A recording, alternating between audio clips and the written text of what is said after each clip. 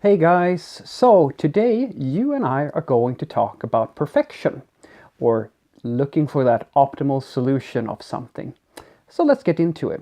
To start us off, I'm going to share a story which you may actually know, and if you want to check it out, you can go to Wikipedia and look up the history of the keyboard layout. So let's start talking about the history of our keyboards just for a tad. Now, the layouts of the keys that you use on your computer's keyboard is most likely going to be the QWERTY layout, so QWERTY. Now, that is by far and wide the most common layout there is, and it dates back to quite a long time back. And there are people out there who have or rather, this is not a new discovery by any means. The original intention behind this layout, and even older ones than that, was actually a little bit different than what you may think. So you may actually wonder why this layout actually came to be, and it's actually funny because most people would assume that, if I ask this question, why do we have this QWERTY layout, they would often answer me, well, because it's probably the best layout there is. That is not true.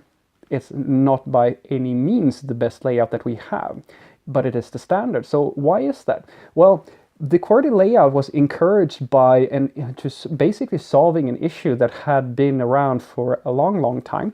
The original keyboard layouts that kind of motivated the adoption of this layout came from the original typewriters, where secretaries using the typewriter would, basically they figured out that there were certain letter combinations that were more optimal than others, that allow the typist or the secretaries to write much more efficiently and much quicker.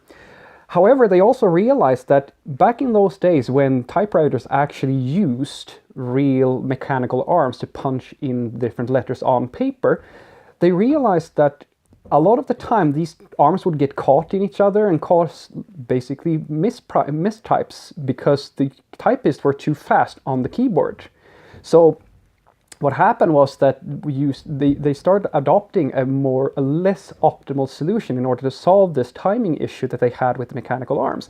And there are absolutely today, as you imagine, lots of people and trends, basically people who are a little bit in the performance space of things, and I'm just going to go out and say they want us to go over to the more optimal keyboard layouts and stop using QWERTY as the standard keyboard layout.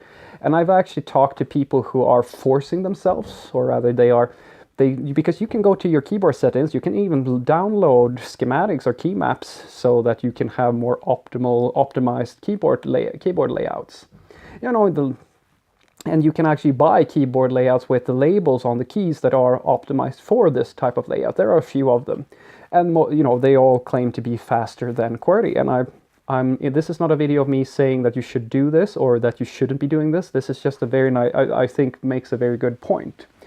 And if you want to fact check me, please go to Wikipedia or something like that. I'm not an expert on this story whatsoever, but I wanted to touch on the impact that this has, or I just want to share a thought with you on this. So I met a guy who, this is a few years ago, he was one of the strongest advocates of changing the keyboard layout that I've ever talked to. And he had all his own machine, like his own computer and all of that stuff was always optimized for this other layout. And so we were talking, and I wanted to show him something on his computer, and he said, "Oh no, you're not going to be able to use it." And I said, "Okay, so why not?" Because my layout is optimized for this other, much scientifically proven optimized way of having a keyboard layout on an American keyboard. And so I asked him why. Because it's faster. Okay, and this sparked a very nice discussion between us. And so he said, we should strive to make, to have the best of the best, and try our best to have the most optimal solution for something, and having the best solution or the best keyboard layout is something that is desirable. And I said, okay, but let's just think about that for a moment. If you had a slightly different keyboard layout in theory, yes. Over the course of many, if we just assume that no other factor plays in, it's just your ability to write things quickly on the keyboard. If we just isolate that one factor in this decision to change all the keyboards over to this more optimal layout,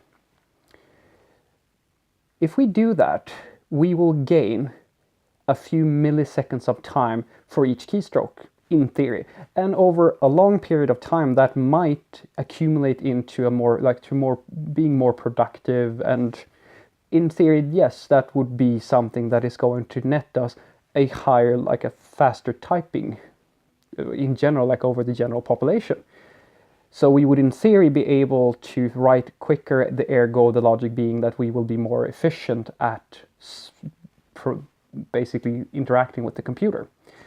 And I said, this is true. I can't argue with that. But let me ask you this. Are you accounting for the time it would take for the entire world to learn this new keyboard layout? And he kind of goes, well, yeah, of course. I mean, it's going to take a while for you to learn that. And I said, yeah.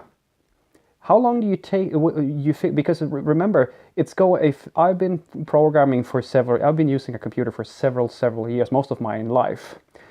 And for me to unlearn all that muscle memory and learn a system that is more optimized, it's going to, if we started tracking that, it's going to take me years of time where I will be much less productive on this new layout, and until I finally get to a point where I'll get get to a proficiency that is rivaling the one that I have now.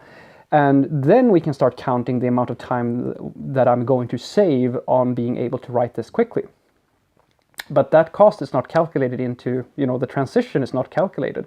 And the cost of making such a change, let's just forget about throwing away all old keyboards and building completely new ones and standardizing on something that enormous. I mean, there's a reason why certain countries still haven't gone over to the metric system, because the cost of making that transition is enormous, even though the metric system is by far and wide the most popular choice out there. But there's a big cost to doing this.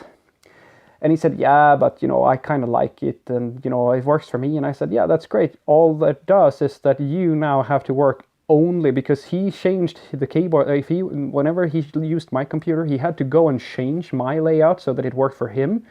And ergo, every time I needed to use his computer, he would change his computer layout so that I could use it. And I said, so you are now putting yourself in this situation where every single thing around this optimized perfect solution that you think that you have, you're only looking at it from the perspective that the typing is the only time factor in this entire equation. But it's not. You have to pay more for each keyboard. Nobody can use your keyboard. You have to force everybody else to use, you have to change other people's keyboards in order to use them. And there's all kinds of other problems related to just having this specific layout. And this is something that, this is the end of my story, because I couldn't convince him that this idea of optimization, the way that he thought about it, was the optimal way of thinking about it, or rather, this was the optimal way to solve this problem. And you have seen most likely a few, well, I'm not saying most likely, but I have made a few other videos where I try to convince you that perfection is very subjective. Just because something is on paper from one single angle the best thing out there, or the best whatever you want to call it, that doesn't mean that that's the only factor you need to think about. My favorite example is that a lot of people in IT, in programming, are obsessed. They are obsessed about, you will hear words such as lightweight and blazingly fast, or fast, like lightweight and fast. These are the most common reoccur, especially in JavaScript frameworks. Everything is supposed to be light. It's a lightweight and fast thing of whatever it is. And I argue that these things do matter, but I don't think that they matter as much as people want you to believe that they matter. I have seen people who have been convinced that they should rewrite an Angular application into React because it was faster. And it used to be the case that Angular 1 was very unperformant. So you would migrate an entire application over to something that is perceivably faster, even though the experience for the user is equal. The user has, like, I've never seen an Angular application that was so slow that it made a difference. From the user's perspective, it's equally fast. So this is what I'm arguing. I argue that my example here from earlier with my friend who was convinced that the time it takes for him to type something is the only factor that matters. He's forgetting, and because he's biased in his mindset, he's forgetting about all the other things around it and all the other issues that are caused. He's just looking at the typing speed. And honestly, I can tell you right now, it's the same thing with coding standards. You will spend a lot more time reading code than you will spend writing code. Trust me. You write code.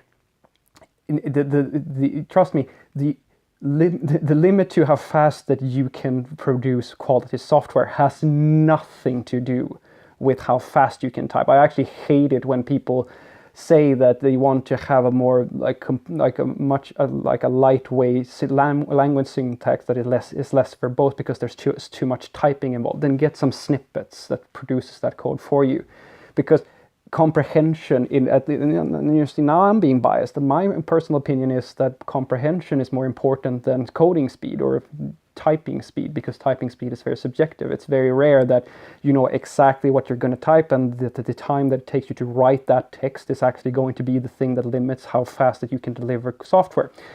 And when we talk about perfection and we talk about the optimal of anything, you have to realize that there are so many more things to consider than the thing that you most likely, than your most likely very biased opinion and viewpoint of this thing. And so what I'm trying to tell you here is that try to remember that there is no such thing as an optimal solution. And in the case of the keyboard layout, the whole world is pretty okay with not having the perfect solution. We just need a solution that works well, is stable, and that we can all agree on is going to get the job done. Think about that when you're writing your software, and think about that next time you say, hey, let's rewrite this entire application in another language because it's so much better. Because it's not about achieving perfection. Perfection costs a lot.